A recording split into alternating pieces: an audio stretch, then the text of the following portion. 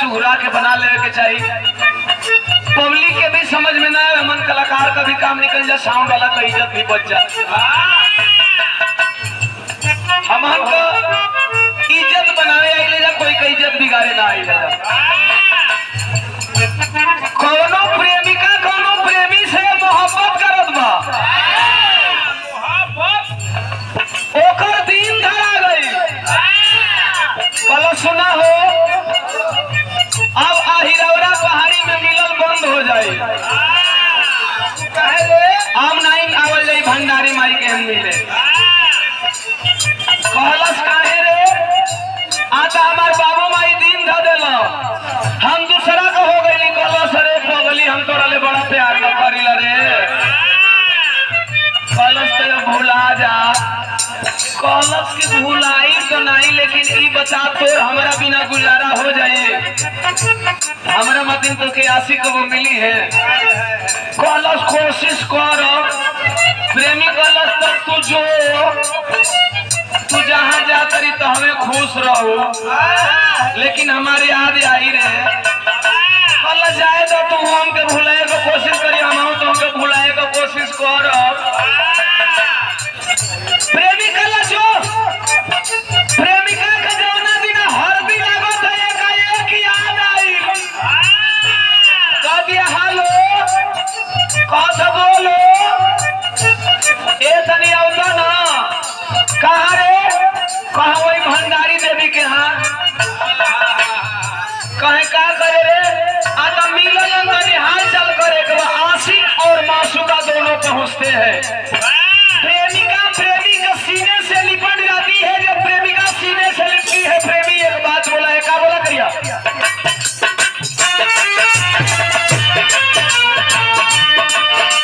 प्रेमी को है अरे पगली के भाई बात,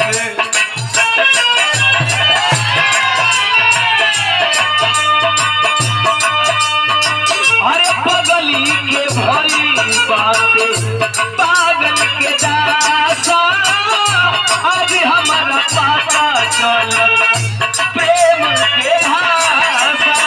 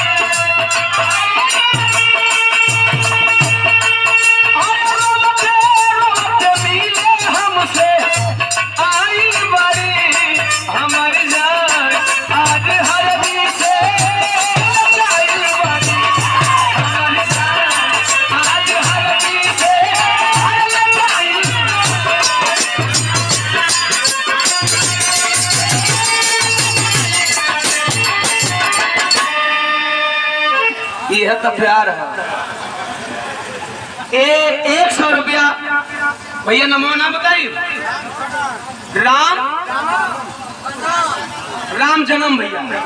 अच्छा जबाज भैया को तू मितान हो। 100 रुपया चरणों में प्रणाम। उपस्थित जन समूह के कोट कोट सम्मान आशीर्वाद में शांति से दुलार का कामना बा। एगो खेसारी भाई का लाइन बड़ा बढ़िया लागेला।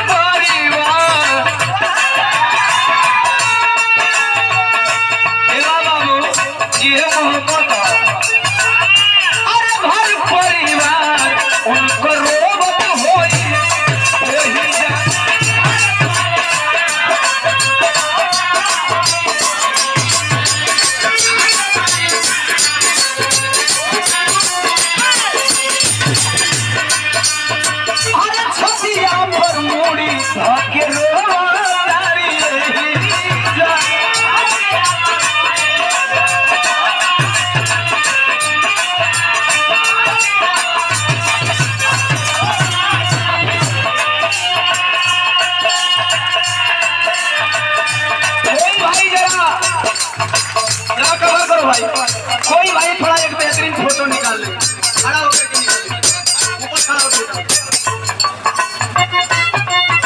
ताली हो जा।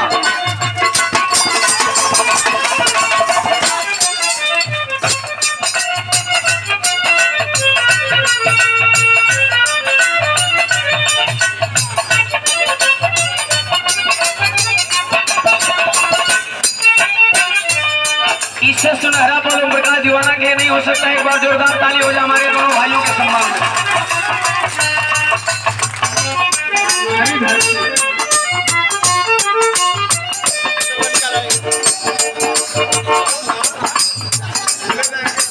ले ला ले ला ले ला।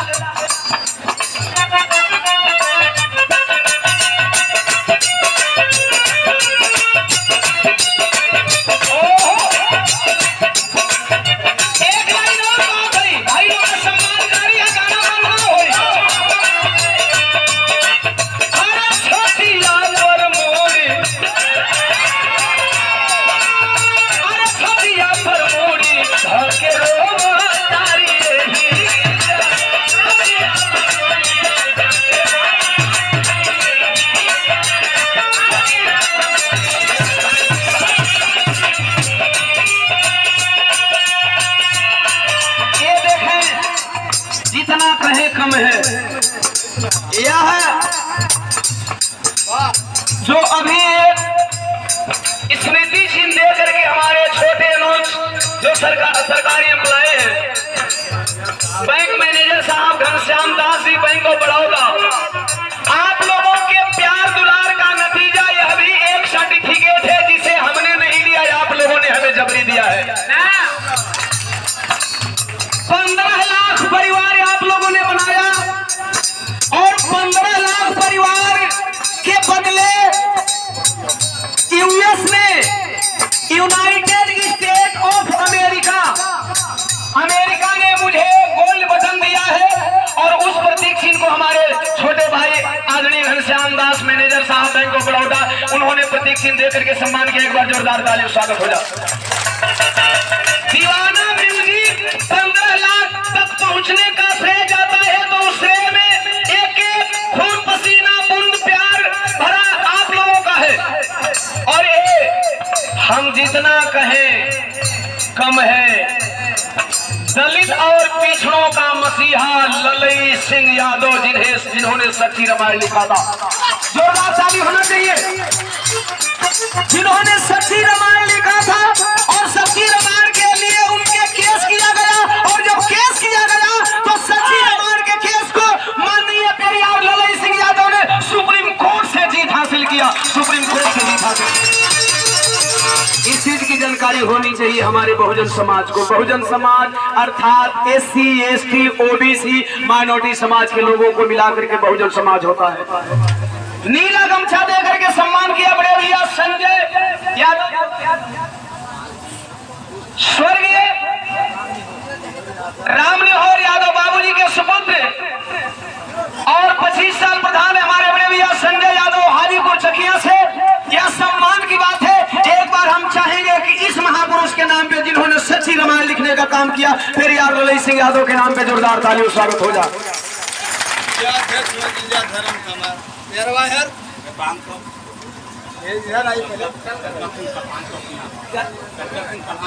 सच्चा